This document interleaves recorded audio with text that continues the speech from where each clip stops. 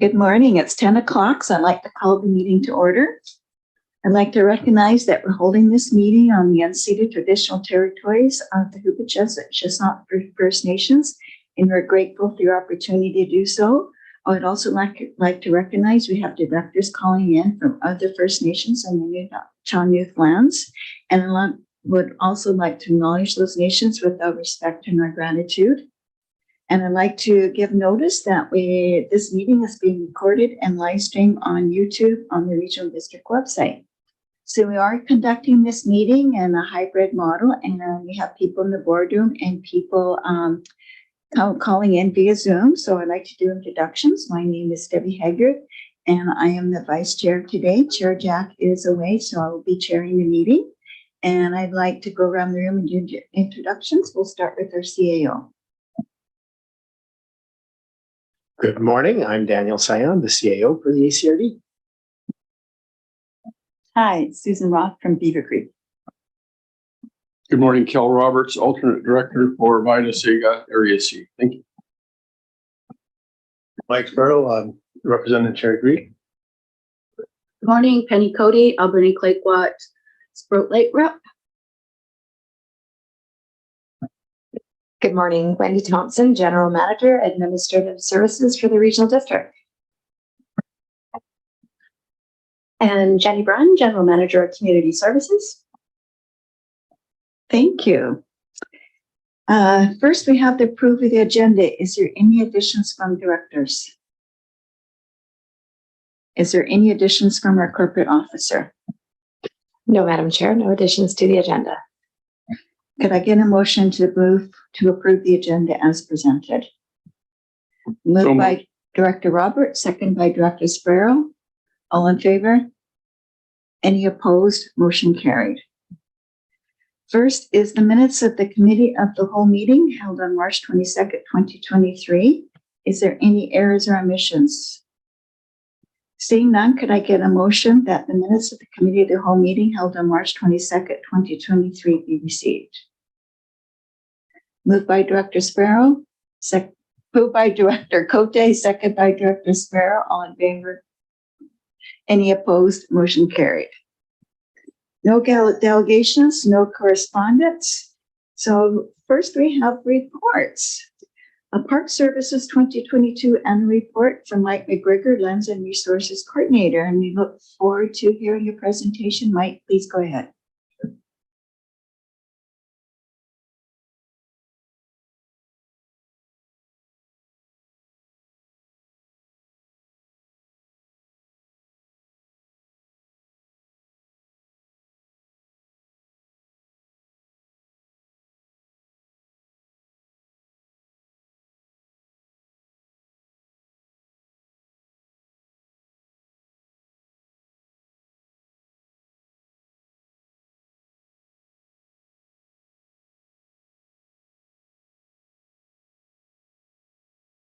Through the chair.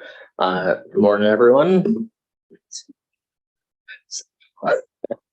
So yeah, I'm Michael McGregor, Lands and Resources Coordinator with the ACRD, and part of my role here is to oversee the parks and services for trails, or parks and trail services, sorry.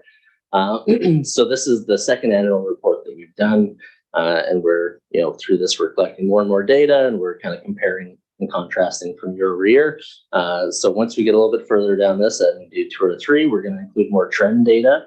But right now we're still establishing kind of what data we're tracking, and presenting that as is. So there's a lot of context behind each point and each graph and whatnot. So we're going to kind of go over some of the context behind that. And then we can have a big discussion about more what we're trying to do with parks and trails within the region. And it should be, always fun to talk to you about this. So the first point I want to bring up is, we have multiple park services. The main one is our regional parks, our largest one, and that operates 6 different parks throughout the region. It's funded by everyone within the region. And then we also have community park services, and those are in each electoral area other than Beaufort. They have their own Community Park Service. They're funded just within that electoral area.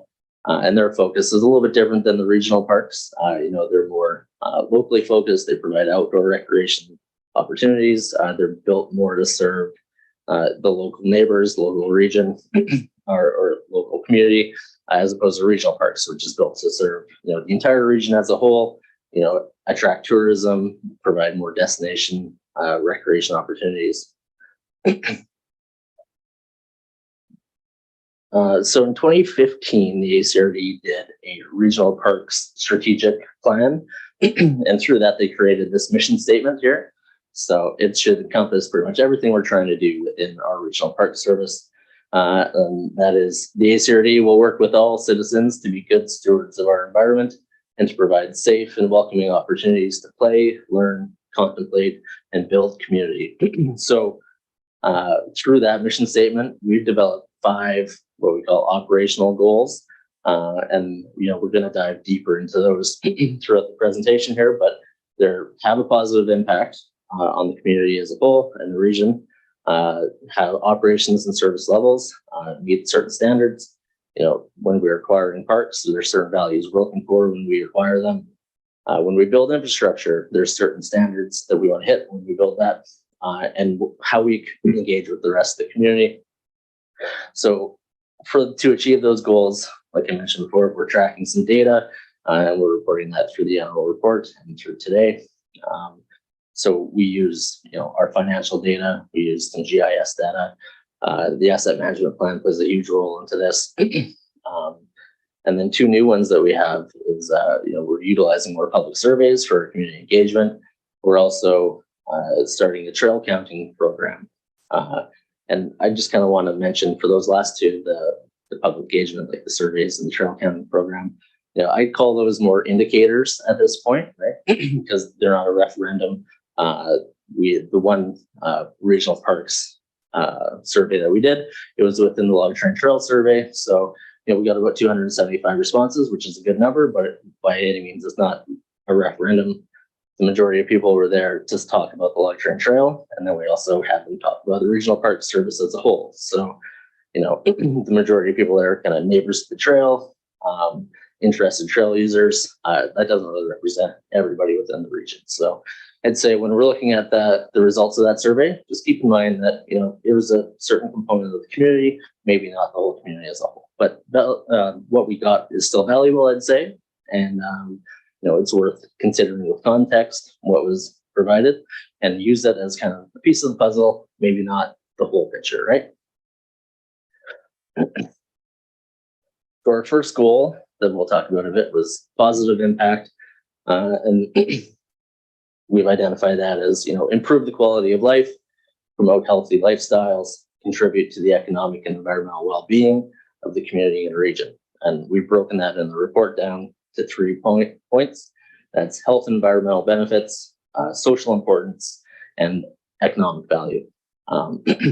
So in that survey I mentioned earlier, we had one question about this, where it was a ranking question, and that's included on the screen here.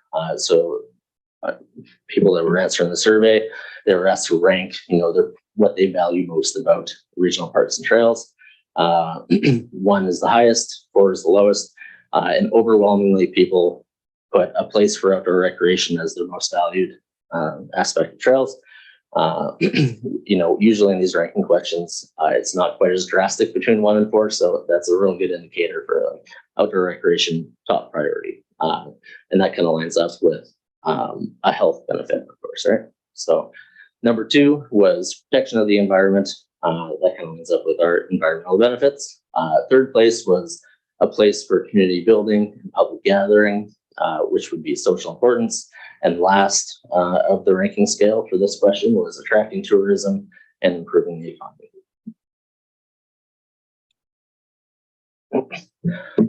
I mentioned a bit earlier about how we started a trail counting program. I'll talk a bit more about that. So I've been here for about 3 years now, and we've always had trail counters, but up until last year, starting in March, we didn't really have a formal program for how we were collecting, managing, interpreting that data. It was kind of one-off things. But in March, we started having a formal program for collecting the data, storing it, interpreting it, being able to, do a little bit more and provide some more insights through it. So we have two different type of counters. The most common one that we have is an infrared counter, and we put those throughout the trails, throughout the region. And that's just, it's not a camera at all. It's just an infrared beam that shoots across the trail. So when somebody passes it, their infrared light kind of sets off that beam and it ticks it. It knows like the exact minute that it's ticked, and then it can kind of break it down by day, by month, by year. And it provides some pretty valuable insight.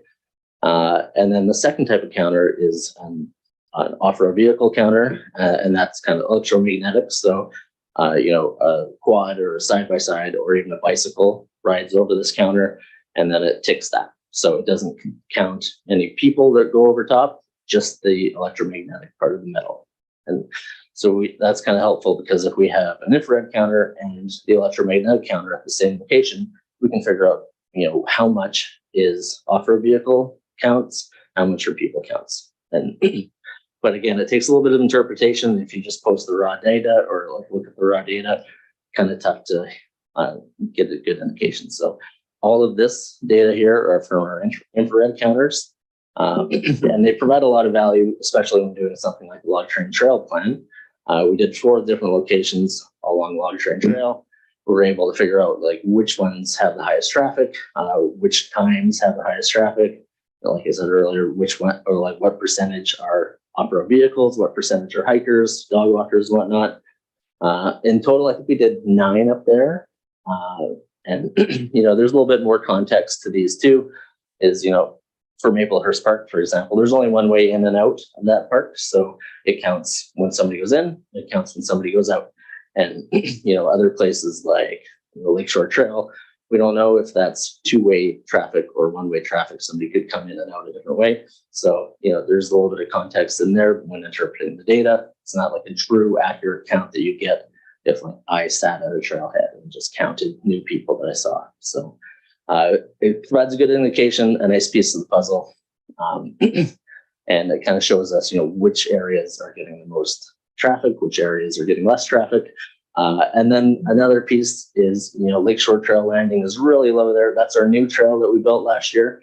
It was built, finished in September. So that's 3 months of lowest traffic of the year that's counted. So, we're going to keep counting there, and we're going to see a drastic improvement, I bet, this year. And then we're going to be able to see the trend data in next year's annual report. And then we also included monthly visits of all locations. If you remember last year, we had a really cold spring that kind of lasted right into June, July. And it was funny because we were looking at the data and it just wasn't going up like you'd expect summer to do. And then August hit, it was hot and it just skyrocketed. So we're going to see what happens this year. I bet it's going to be a lot higher earlier. In general, all of our counts are going up year over year as we come out of COVID. So, in next year's report and years after that, the trend data is going to be really valuable to compare. The second goal is for operations and service levels. This is just an aspect of asset management, the level of service that we establish for each of our parks and trails. I think it has a big role to play in, how we see parks, but, your average trail user doesn't really go to a park and say, well, my level of service for this park is this. They just experience the park as is. But, when we're managing parks, we see it as 2 different ways. There's the technical level of service, and that's what we're providing through our budget. And also the ACRD is a little bit unique in my experience. I come from the Strathcona Regional District Board, where the volunteerism at the ACRD is really huge. We get a lot of value from local volunteers, and that impacts our level of service. So it's not directly our budget is this is our level of service. A lot of the time it's our budget's this, and this is our volunteerism, and this is our level of service. But then the customer level of service is, what does that customer experience when they're visiting our parks? And that can be impacted through all these other factors. They aren't very good at, they don't communicate in the same way that we do as park managers. So we need to figure out ways to get that information from them by surveys, other ways, discussions, incident reports, injuries, whatnot. So trying to communicate more and more with the public so that our technical level of service aligns with the customer level of service. And so I've included two graphs here. One is operations costs per hectare of parkland. And this is a bit of a tricky one with, again, lots of context. Regional parks isn't a real good comparable to the other ones just because it's so huge. Like, we have lots of hectares of regional parkland. It is our biggest service. It has the biggest budget as well.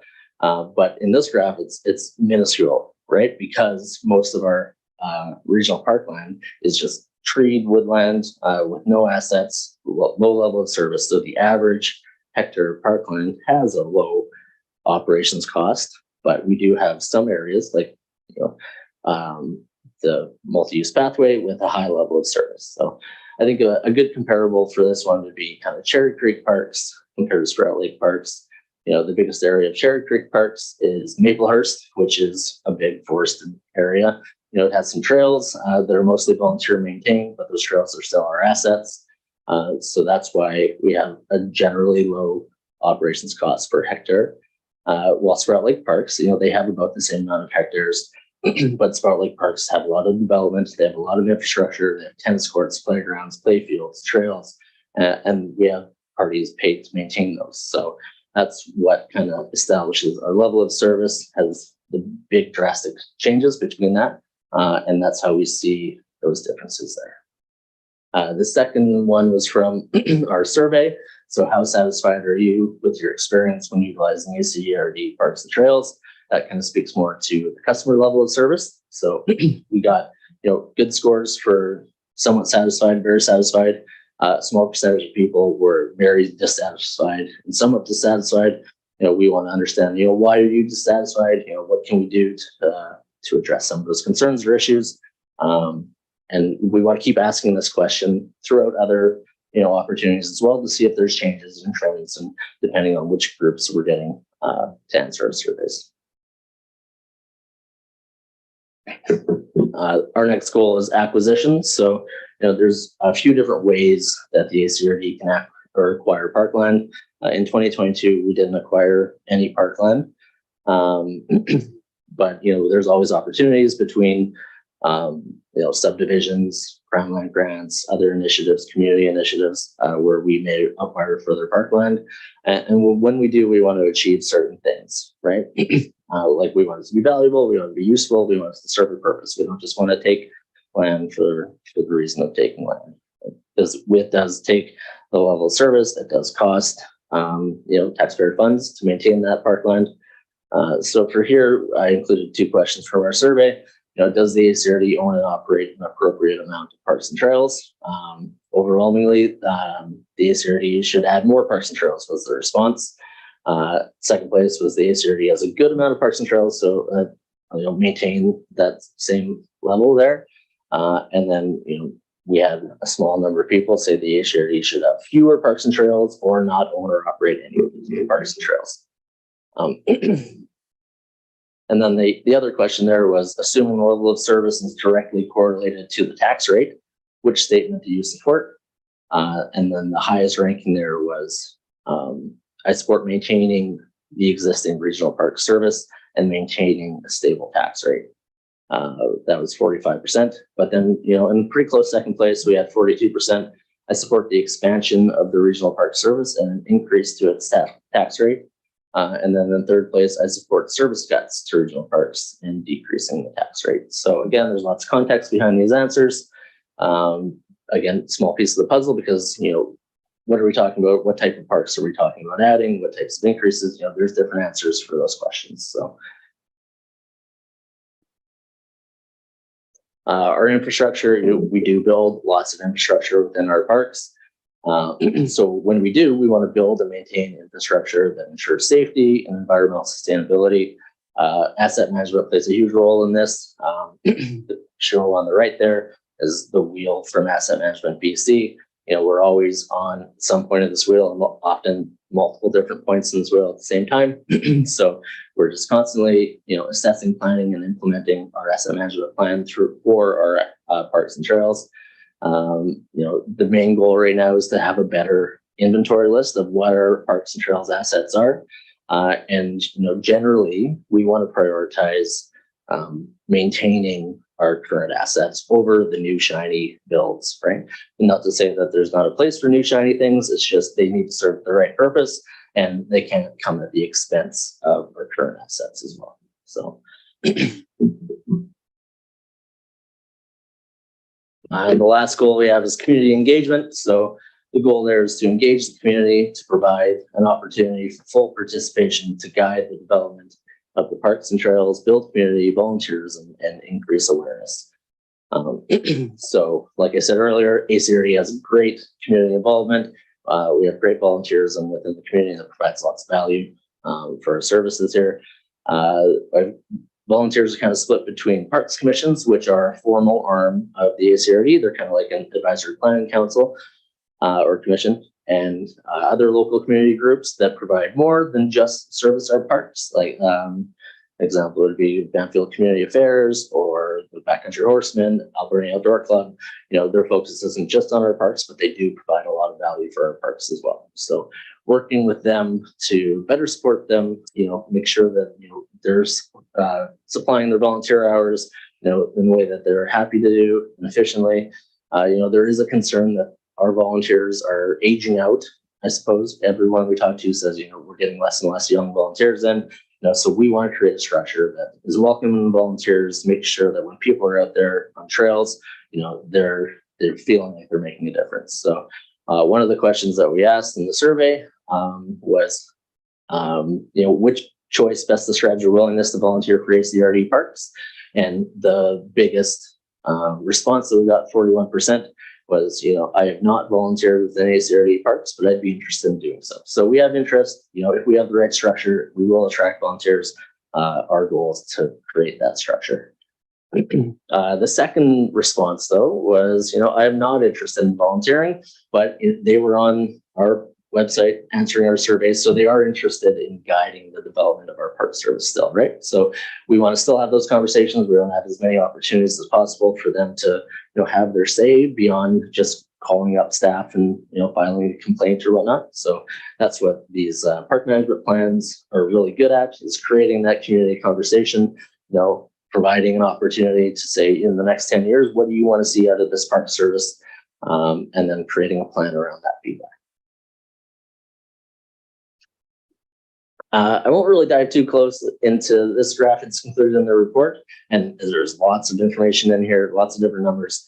It's just the breakdown of what we're tracking. And, we haven't included trend data yet, but in future years, this is the table that we will include trend data. Is mostly come from, our accounting numbers and our budgets and whatnot. So we can always talk a bit more. If you have any questions about that, let me know. I included our projects list that's kind of broken up between projects that we completed in 2022, ongoing and new 2023 projects, future projects, and then by service. So I'll just pull out one to highlight out of each service. So for multiple park services, those are projects that kind of touch multiple services, whether it's multiple community ones or regional park services, but lots of policy projects and whatnot. I'd say the one exciting one out of there is the Parks Commission review. So like I said, we want to better support our volunteers, and that starts with our Parks Commissions. We've created some procedures and guidelines, and that just kind of puts on paper, what the roles and expectations are our parties and our volunteers, and hopefully that provides the structure that lets people, feel comfortable volunteering and, devoting their time to those services. Regional parks, the West Coast multi-use pathways under construction. We're planning on doing paving in July. There should be kind of generally open for the public at the end of July. We'll have a grand opening in August. It's a long-standing project that we're excited to get done. Banfield Community Parks. Let's go. The Elaine Scott Playground replacement. That equipment's been ordered. It should be installed, end of August, start of September. And then Beaver Creek Community Parks, our goal is to start the Beaver Creek Parks Master Plan, which is a type of parks management plan for the whole service at the end of this year. Once the log train trail is finished up, and we'll kind of devote our attention to that one. Cherry Creek Community Parks. Last year, there was a number of board resolutions about Maplehurst out of that park management plan. We're going to come back to the board pretty shortly with some options about how that's going to move forward. And we'll have some further conversations about that. Sprout Lake Community Parks, we've started the active transportation plan already. They're doing some background research and whatnot, and we're going to be doing community engagement at the end of August kind of thing. So that will be ongoing for, March is the expected timeline for that. And that's my report. And happy to take any questions. Thank you very much, Mike. That was fantastic. I do have a comment and a question. During COVID, I went for a walk every day because I had to get out of the house. So I just really want to thank ACRD for having these beautiful trails for its residents that we can use. And otherwise, I would have gone crazy. And talking about the volunteers, and you did touch on it. So we either have two options. We're going to have to attract younger volunteers to come out, or we're going to have to start increasing our maintenance budget. So I'm glad that you are working on a plan to start attracting volunteers. So that's fantastic. Yeah. So do you have any definite strategies about how to do it, or? I'd say our goal right now is to create the structure where people know that when they're volunteering, those hours are being impactful for the community. So we're starting with the Parks Commissions and our guidelines and procedures. We work closely with the Parks Commission chairs. And we always work closely with the other external organizations as well, and to help support wherever we can, and that fits within our budget and our capabilities. So I'd say more communication, better communication with not only the organizations and the chairs, but the public as a whole is something that we want to do. Thank you so much, Director Cote, and then Director Roberts. Thank you. I have a number of questions. So maybe I'll just start with two to begin with, and then you can come back to me. So in your report, Long Beach Trail, I'd like an update on that. And I'd like to know why China Creek was not included. Isn't that sort of part of the parks? I'll start with those two. So Long Beach Trail, there's the existing section, and then there's also the new West Coast multi-use path. So there's, like I said, the existing section falls in Long Beach Parks. The new West Coast multi-use path is earmarked for regional parks. Under construction, going to be finished in July, grand opening in August.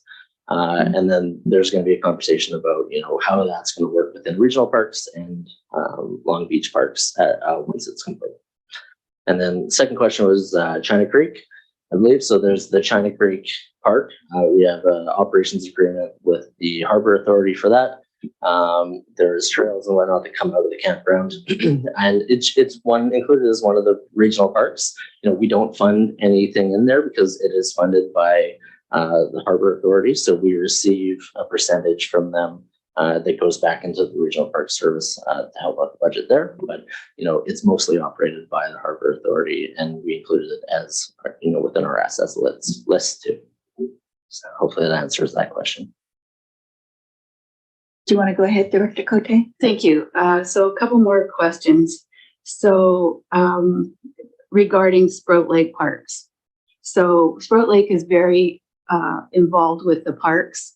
We value that in our area.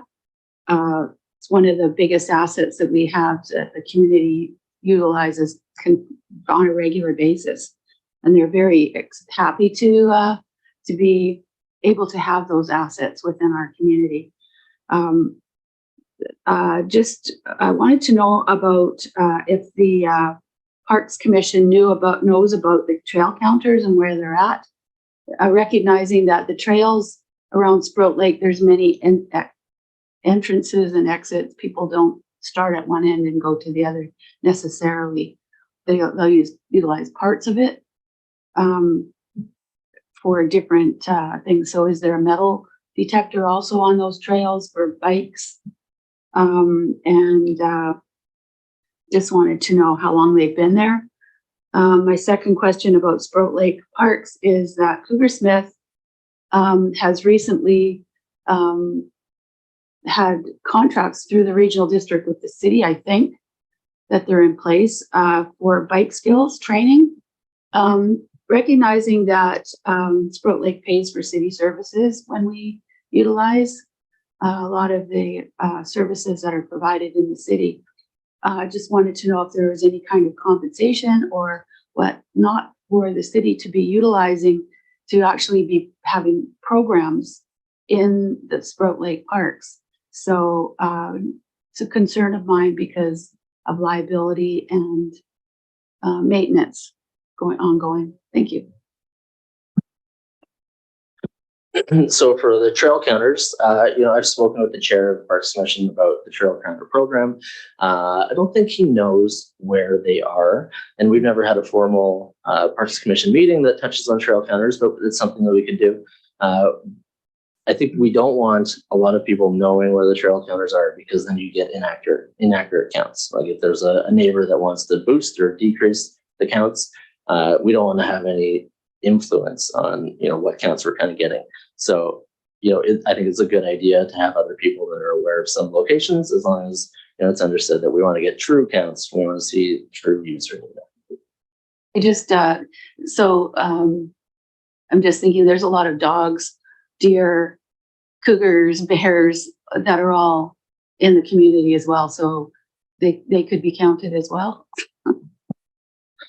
Yeah, I'd say not dogs, because usually they're kind of based for hip height, unless it's a big dog. But yeah, you will get deer counts too, and that kind of goes back to they're not verifiable counts. They're more of an indicator. This is the amount of traffic that we see. We can't really differentiate between two people walking beside each other is counted as one person. A deer walking is one person. One person going back and forth is two. So it's a really good tool, but it's not a verifiable, like this is exactly the amount of people that we see. So, and then the next question was the city. Yeah, so the city uses their bike skills summer camp program at Cougar Smith Park. We've been in conversations with them, and we have kind of a waiver form, a contract agreement that we have that addresses our liability concerns. We share the same insurance brokers, so they're happy that we have a formal agreement there.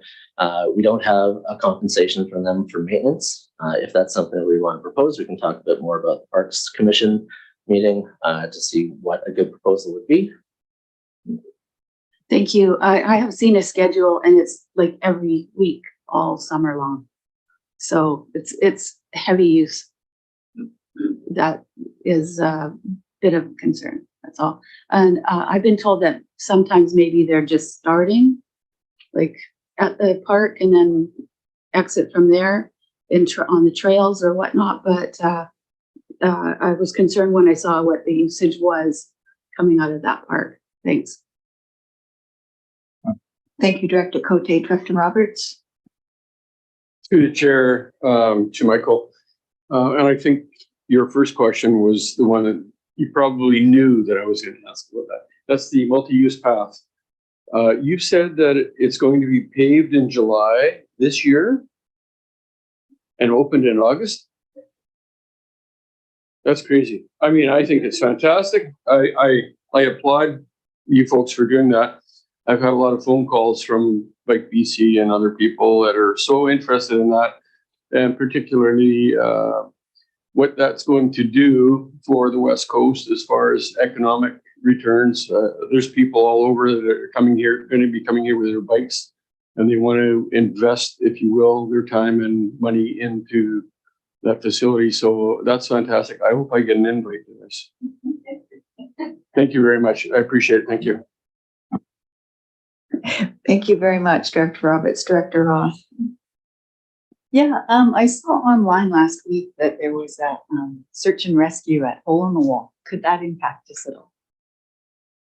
Someone fell, I think. Hole in the Wall is interesting. I think last fall we had a stakeholder group meeting about Hole in the Wall. So ACRD doesn't own or operate any trail or infrastructure associated with Hole in the Wall at the moment. It's located on Mosaic private property. Lots of people access it through the Ministry of Transportation. I don't think anybody's too happy about how it all is right now. So, we're still talking about solutions. We're going to have another meeting coming up soon. I think a search and rescue there, wouldn't really impact us because, again, we don't have any, operation or ownership for that infrastructure. Down the road, creating safe infrastructure is something that we like to do for the community. Is that something we're going to do there? I don't know. There's no real plan at the moment, but we'll continue talking with the stakeholders and the actual property owners to see what the ACRD involvement might be going forward. And of course, that will all go before the board before anything is decided. Dr. Sparrow. So I use the trails quite a bit of time. I use the Mulcaster Pond area. My log train trail probably is not going through your counter because I don't go through the Plains Middle. I go anyway. And is there any counters by the candy store going up to the lookout? Because that's extremely popular too. So our counters are only on property that we own. We won't put in on Mosaic property or on a trail or right away that we don't own or operate. So the log train trail starts at power lines and goes up to the end of the road, 20 kilometer 21 there, but it doesn't include the candy store or the lookout. That's all Mosaic property. And then our counter by McLean Mill, it's on the trail. But don't look too hard for it. Yeah. So if you're on the trail, then there's a good chance you might get counted. Yeah, I don't go that far. I just go Mulcaster's Pond and back around and cut through. The second one is I was in Maplehurst Park last week, and there's some cigarette butts on the trail there. So are we gonna put no smoking signs up, or do you have any plans to do that right now? Because it's really dry out there. I know. Waiting for something bad to happen. For signage, we do have a general park signage plan that we're rolling out as we speak. So, we're kind of have an updated sign design, and we want to have kind of standard branding throughout our park so that people know, you're in an ACRD park because, the signage is the same and the branding is the same, with, small variances based on the community. But as far as fire danger signs, we do have that, and we have temporary signage that we put up at a number of parks. I don't know if there's any at Maplehurst yet, but there will be soon. As soon as the fire danger rating gets higher or extreme, that's when a lot of our community volunteers, they have stacks of our, no smoking, no motorized vehicles, like Be Fire Smart. That all goes up on a temporary basis. So. Thank you for bringing that up, Director Sparrow. I appreciate that. Director Cote. Thank you. Through the chair, talking about signage and being out there and with our branding, will there be Indigenous content on these signs that we're putting out? That is a great question. So we have our signage design guideline that was created by a consultant last year, and we shared that with our local First Nations, and we're still working on inputting their or putting their input inside that guideline so that we do have content and we do have their permission before we use their language and use their logos and use their branding too. So the goal is to do that. We don't have that inside the guideline yet, but hopefully we do get to that point. Thank you. Is there any comments or questions from the people online? You're being pretty quiet this morning. Any other questions or comments from people in the boardroom? Doesn't look like it. Thank you very much, Mike. I really appreciate learning about the trails today. That's awesome. Sometimes I feel like we don't do a lot, but when I see this kind of report, we do a lot. Director Beckett. Oh, thank you, Director Beckett. Go ahead.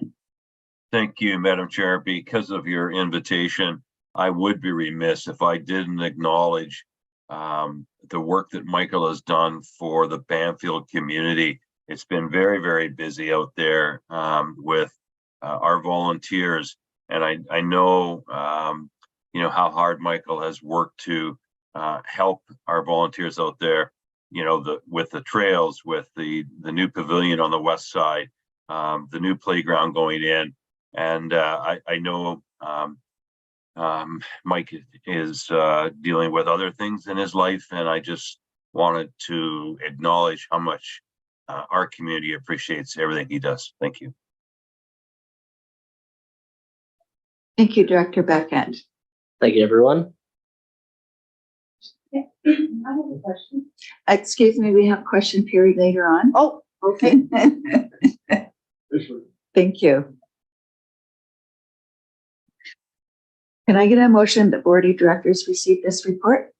Moved by Director Roberts, seconded by Director Cote. Any final questions or comments? All in favor? Opposed? Motion carried. No late business. Now we have question period from the public. Please come on up.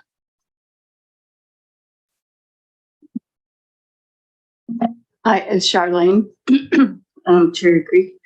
I was just at Topino last week and noticed the path all the way from basically the info center. Almost, you only have a small portion left to complete, and I was really impressed with that. I was just wondering how much did that endeavor from there to Topino cost?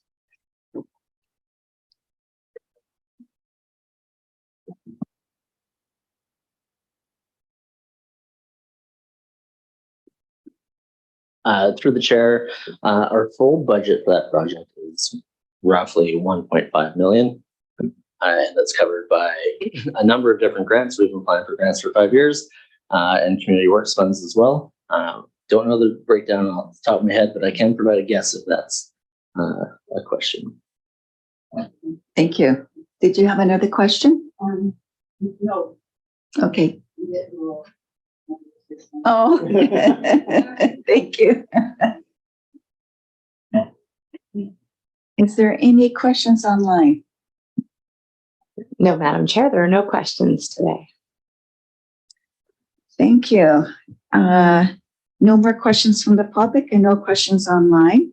I would like to make a motion to close the meeting to the public as per the Community Charter, Section 91A, personal information about identifiable individual who holds or is being considered for a position as an officer, employee, or agent of the regional district or another position appointed by the regional district, and 91C, labor relations or any other employee relations. Can I get a seconder for that motion, please? Seconded by Director Cote. All in favor of the motion?